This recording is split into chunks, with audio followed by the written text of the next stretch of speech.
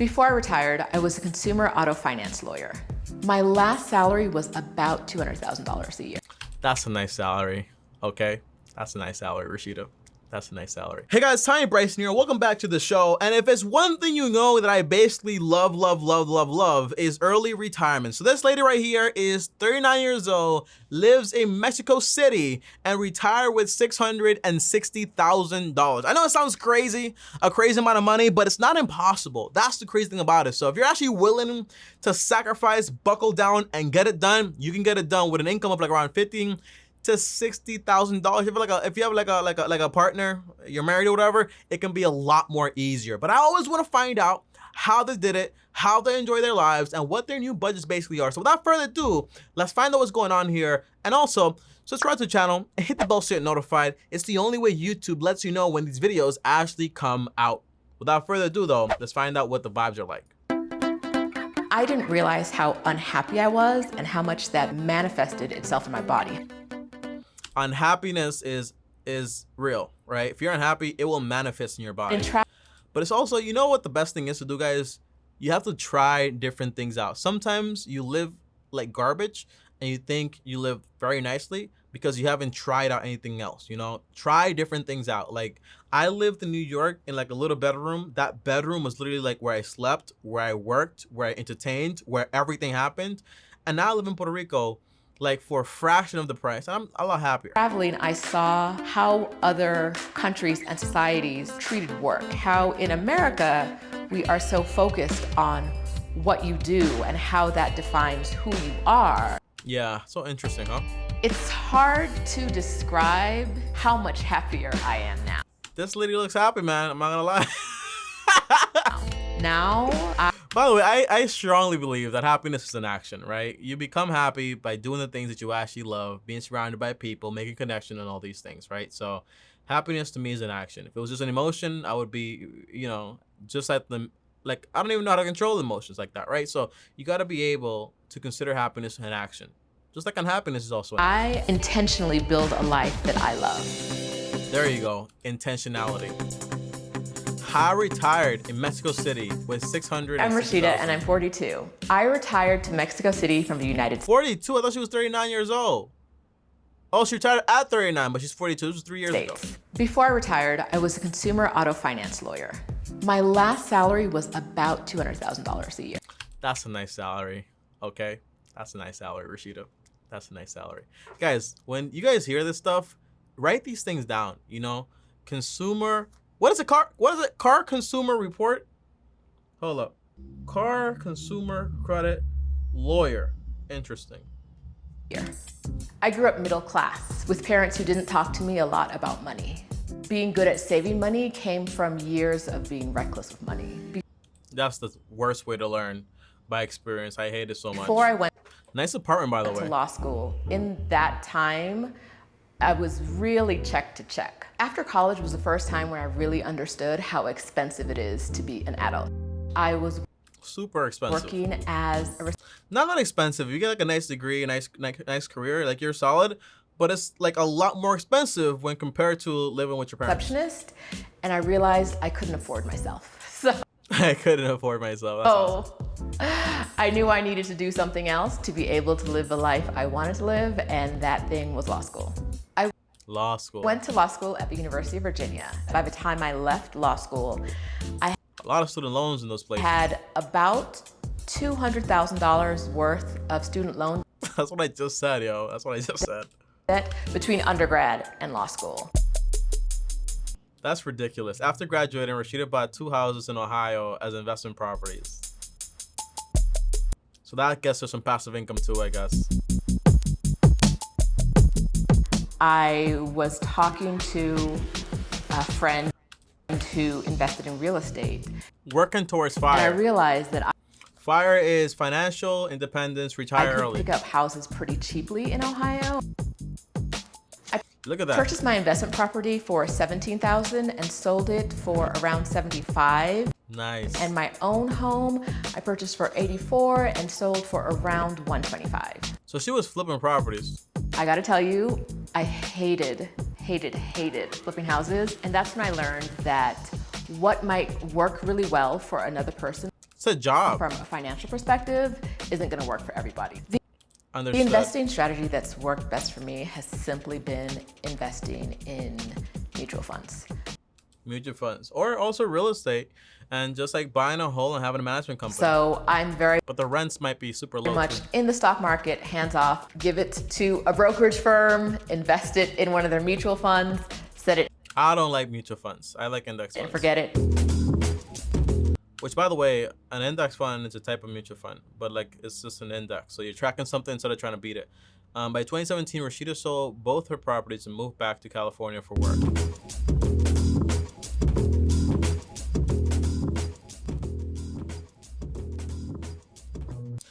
In 2009, Rashida had been laid off at the height of a recession, and she learned to save aggressively. Yeah, you know, so if she said she learned by getting hit in the face, so that's one way to learn. 2009, guys, remember 2009, 2008, the whole crash? So after I was laid off in 2009, it really hit me how much debt kind of controlled me. Yeah, that's why, you know, my first intuition is, not intuition, because it's not intuition at all. It's just like what I would do is, first, get debt free. Spend that first year and a half, like living with your mama or living in a bedroom or whatever it is in Ohio, and use that $20,000 to basically pay it off as possible. And then save up for emergencies, and then start investing aggressively and buying properties, whatever you want to do. But do what you got to do first. That like First I thing had first. to go to work. I had to find a job because I had to pay off this debt.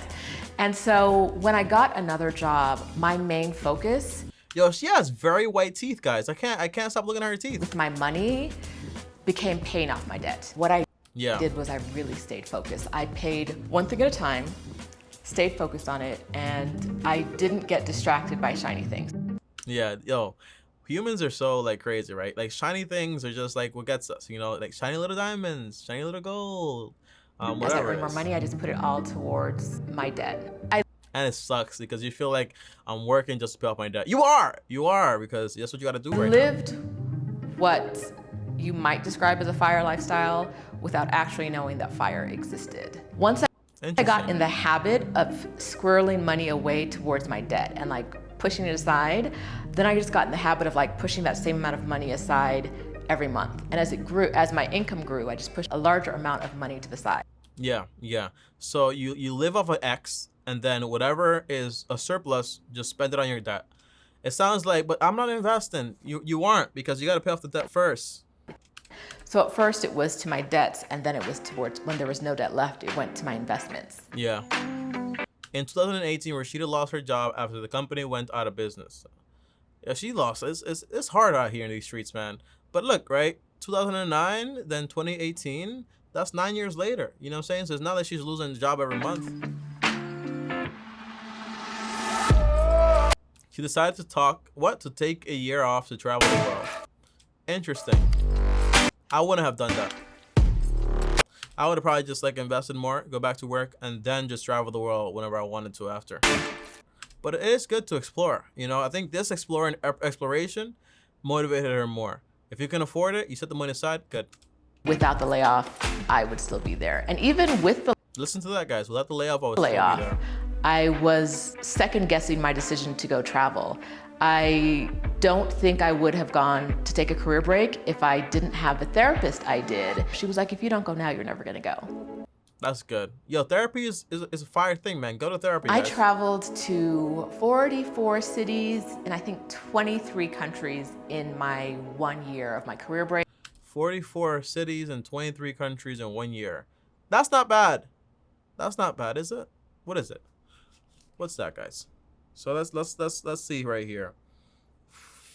What you have 365 days divided by 23 countries. That's around 15 days or 2 weeks per place. Not bad. I don't want to travel and be somewhere for like a day or two and then go somewhere else. It just feels like a trash because it's like a blur. It's like watching like a series like in one night and you're like, so what was it about again? You know what I'm saying? Like I want to stay there and enjoy it and kind of like be a part of the culture. And I don't like resorts either because resorts are like what's the point of going to a resort in every different country? You're just a pool, a hotel, and that's it. It's the same thing. I want to go there for the culture. But in that time, I came to Mexico City, I think 3 times in that year. It was the only city that I repeated.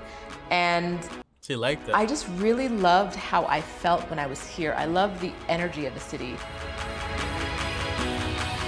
Accidental retirement.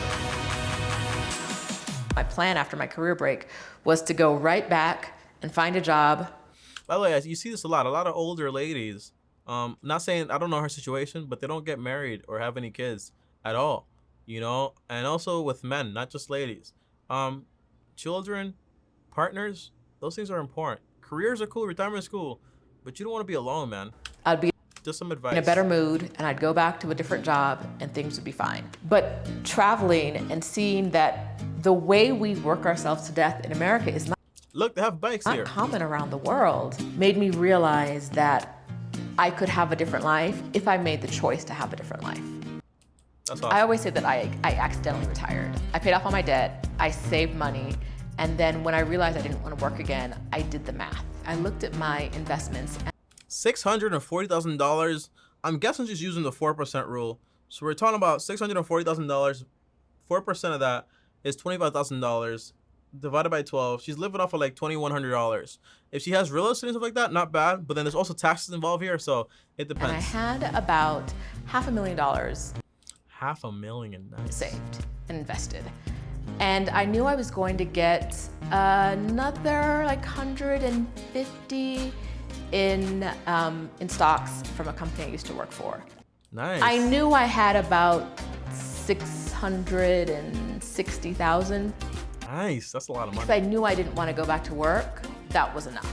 It was enough for me to live comfortably in $25,000. Mexico City or another country for a while. If I was in the US, would I have decided that was enough? No, you can't retire there with $25,000. You'd be in poverty. Probably not. Yo, US is trash, bro. In September 2020, her Sheeta portfolio was valued at just over $1 million. So look at that, guys. Now her portfolio is even, this is awesome. This is a great story, by the way. It's good to see people that went through what you went through, but seeing them get to the finish line. Because it's like, I'm going to get there soon. I want to hear more, though. America doesn't really tell us when enough is enough. People Yeah, it never is. who want to retire, they have to, on their own, decide how much money they need in order to retire. Yeah. No, but America says retire at 65. That's a good age, right? 65. Where you want to retire, what your lifestyle is going to be, what your expenses are. But that's all part of doing the math that I described earlier. In a typical month, I spend about $2,300 to live. Guys, remember what? Oh, no, she makes a lot more money now, guys, because she's at $1 million. She's able to live off of $40,000 in now. Mexico City. While the cost of living in Mexico is cheaper than the US, the cost of living in Mexico City is higher than a lot of Mexico. So it's a cheaper city to live in, but it's not necessarily a cheap city to live in. Relatively, compared to New York City, it's very cheap. Relatively to other cities in Mexico, it's not that cheap, basically. One of the things I love to do in Mexico City is exploring the neighborhoods. They're usually really great places to hang out with my friends and to see, kind of like look in on what the neighborhood is doing. And Joe Gelato. I have a couple of favorite dessert places in town, including some gelato shops that I Look at this, Sencillo, $60, half a liter, $140. How much is, hey Siri, how much is 240 Mexican dollars in US dollars? 40 Mexican pesos is $1.96. Look at that, guys. 40 Mexican pesos is $1.60. That's not bad. So $2 equals 40. So 240 would be what? 240 divided by, what is it? Divided by 40? 240 divided by 40 would be around $6. Not bad. That's pretty good stuff. For a liter ice cream. love. Yeah. This is good, Joe. I do have a temporary visa. I have a visa for 1 year. It's a residency visa. I came down initially on a tourist visa, and I rented my apartment while I was on a tourist visa, and I did everything while I was on a tourist visa. But I knew I wanted to stay here, and I didn't want to keep making trips back to the States to stay here, so I got my temporary residence visa, and I will renew it, and then in 4 years, I can get my permanent visa. Nice. Second act. Welcome back, my name is Rashida documented her travels online for her And family. you're here watching Shiga's on the Moves. Today we're talking about life, She grew a following of people seeking advice. City, and all the things I love about it. Strangers, mostly women, were reaching out to me and saying, oh, like you took a career break? I want to do that too. Can you tell me more about it? I was helping everyone who came along, and eventually I realized It's a business. that this could be a business. And so I became a career break coach. I help women who want to take career breaks, That's awesome. leave jobs that don't deserve them behind, and go travel the world or move abroad and just do what makes them happy. Yo, moving abroad is such an amazing thing. So I'm helping other women, and specifically Black women, realize goals that they didn't even know they had. That's a lot good. of times I hear from women who were like, I've always wanted to live abroad, but I didn't think it was possible. And so a lot of my time is spent showing people the possibilities and talking to them about what their life could look like if they made the leap too. That's pretty cool stuff, man. Rashida makes $3,000 to $5,000 per month from her consulting work. Nice. That's a lot of money, guys. That's like $6,000 a month. I mean, a year. Not bad at all. And you can live very nicely over there. I wondered if she rented an apartment. So she already said that she rents an apartment over there. The income that I'm getting from this prevents me from having to withdraw anything from my investments. So I very rarely touch my investments, so they're continuing to grow. A lot of people think that retirement means you're not working at all. And if you This is a great explanation. Listen up are here. working, you're not really retired. I consider myself retired because I only do work I love, and I only do it when I want to. That's good. I don't work more than 4 days a week. I take weeks off at a time. I've taken months off, and I will again. And I just do the work I This is a nice city, man. want to do when I don't like cities that much, though. I want like a backyard. I want to do it. Looking forward. Let's hear it. I was the best version of myself when I traveled, in that I was open, I was not stressed. You have to be careful with this type of lifestyle, right? This idea of like travel. We as humans, we need somewhere to belong to and people to share things with. Be very careful with this stuff. It's like a double-edged sword. When you feel like, independency, all this stuff is cool, but you also need connections with people. I was allowed to do whatever I wanted to do. The only person who could make demands on me was myself. When I had the opportunity to rebuild my life from scratch, making every decision I wanted to make, I made the decisions that made me happy. And I can't imagine from now into the future ever making decisions that don't bring me this joy. I'm very open to what's next. So it's Mexico for me right now. I can see myself in other places for months at a time. Oh, look at that. So she wants to do like mini retirements. Don't know that Mexico is it forever. I am open to whatever comes my way, but for right now, it's definitely Mexico City. That's very nice stuff, man. So overall, do I like this video? The answer is yes. I just want you guys to remember, right? Be careful with like all this traveling stuff. It's good. Don't get me wrong, but don't forget about the important things in life. Family, having like your support system, your own network, and all this stuff. These things that really matter, traveling, all this stuff, cool stuff, you know what I'm saying? But I remember I read this book about this guy, and he was like, I traveled so much, but I didn't even know myself. It felt like I was just like empty inside. And because the things that really matter and fill your soul are not just gonna be like traveling and seeing things, you know what I mean? So be very careful. Remember, family is important. Building your family is important. I strongly believe that. And also, for example, like having somebody to share it with is also very important. You know what I mean? It's not to be dependent on anyone, but it's to be interdependent. It's when two people that are dependent come together and they can depend on each other. You know what I mean? So I'll see you guys tomorrow, though. Great video, great story. And I'm very happy. By the way, she probably lives a more lavish lifestyle than the average person in Mexico. So if you did want to retire in Mexico, you're able to do it with a lot less money than this. Like, you don't need like $3,000, $4,000. You don't need anything like that. Like, it's a lot more simple. It just depends where you move to Mexico and like where you plan on living. If you want to live in a nice tower like this, which is a very nice tower, then obviously it's going to cost you a little bit more money. I'll see you guys tomorrow, though. Thanks for watching. Like this video. It helps a lot. If you're new, subscribe. And on top of that, also, if you want to DM me, Instagram is here. What else do I have to promote here? call me, link down below, and watch more videos and subscribe to the channel right here. Peace out, guys. Later.